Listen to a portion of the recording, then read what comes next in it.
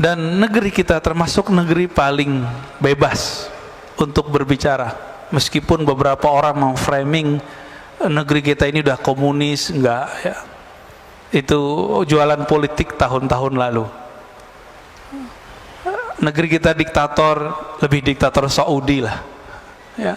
Lebih diktator Turki, Pak. Yang antum puji-puji setiap hari presidennya, itu ada yang mengkritik langsung dihabisin oleh presiden Turki. Kelompok Gulen, tahu Gulen ya?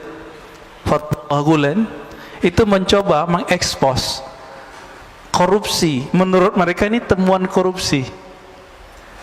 Setelah 3 bulan itu temuan itu hilang dari situs mereka. Habis itu terjadi pergerakan, kita nggak tahu siapa yang berbuat. Terjadilah pemberontakan. 2.000 orang berontak, yang ditangkap lebih dari 20.000. Coba kalau orang-orang begitu ada di Indonesia, dibiarin aja, Pak. Orang-orang kayak Gulen ada di Indonesia, dibiarkan ya. Apalagi di Saudi. Di Saudi boro-boro orang buat pengajian, ngaji hikam begini dilarang. Ngaji hikam kita dilarang, Pak, sekarang. Gak usah ngaji hikam, buat pengajian selain di tempat yang resmi itu dilarang. Maka bersyukur hidup di negeri kita ini. Jangan ngeluh tuh tiap hari dapat berita-berita jelek mulu. Coba baca berita baiknya. Belum lagi kita kan merasakan setiap hari kita bergerak bebas. Yang penting jangan menghujat simbol-simbol kenegaraan aja ya. Di Saudi imam Masjidil Haram ada yang memfatwakan boleh mendengarkan musik, langsung ditangkap, langsung dipecat, Pak. Langsung dipecat dari imam Masjidil Haram. Di sini paling cuma dibuli-buli aja ya. Jadi meskipun negeri kita nggak bagus-bagus amat, tapi ini sudah sangat bagus ya, untuk kebebasan. Mana ada di dunia, Pak, orang bertarung presiden, calon presiden, sekarang jadi menterinya. Ada nggak di dunia? Baru di Indonesia ada. Di Amerika aja nggak ada ya. Di Inggris aja nggak pernah terjadi ya, nggak pernah terjadi. Nah, ini anugerah buat negeri kita, orang-orang kita orangnya legowo ya. Cuma orang-orang yang kemarin sudah kecuci otaknya itu belum bisa legowo sampai hari ini, masih punya barisan sakit hati. Nah, saya berharap coba deh ya, dibenerin kolbunya, jangan dengerin berita yang jelek terus ya.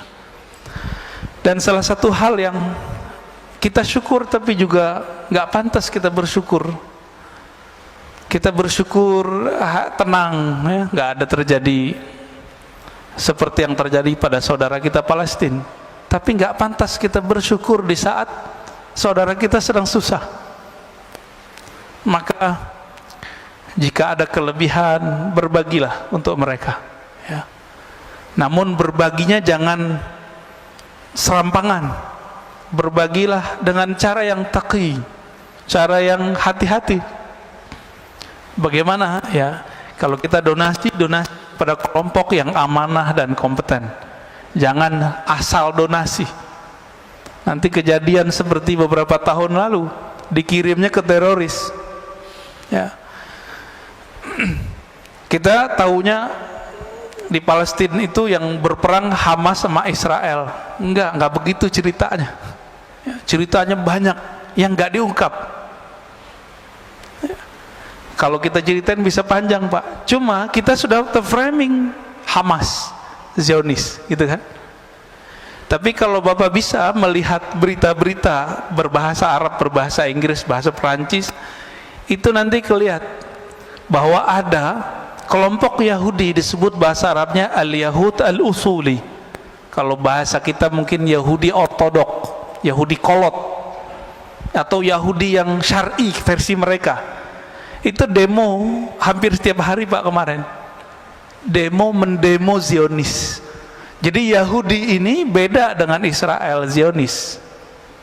Jadi Zionism bahasa Arabnya Sahyuniyah, itu Zionis. Itu beda apa dengan Yahudi secara umum. Itu sebabnya Rasulullah tidak mempermasalahkan dirinya menikah dengan seorang perempuan anak pemimpin Yahudi, karena Yahudi itu sendiri tidak ada masalah. Yang masalah itu kalau sudah ada alif lamnya ini, Zionis, Yahudi yang berideologi Zionis. Mereka lah penjajah di dunia. Tapi karena mereka sekarang punya media, punya kekuatan ekonomi, punya senjata-senjata yang canggih, ya mereka yang nguasain, Pak.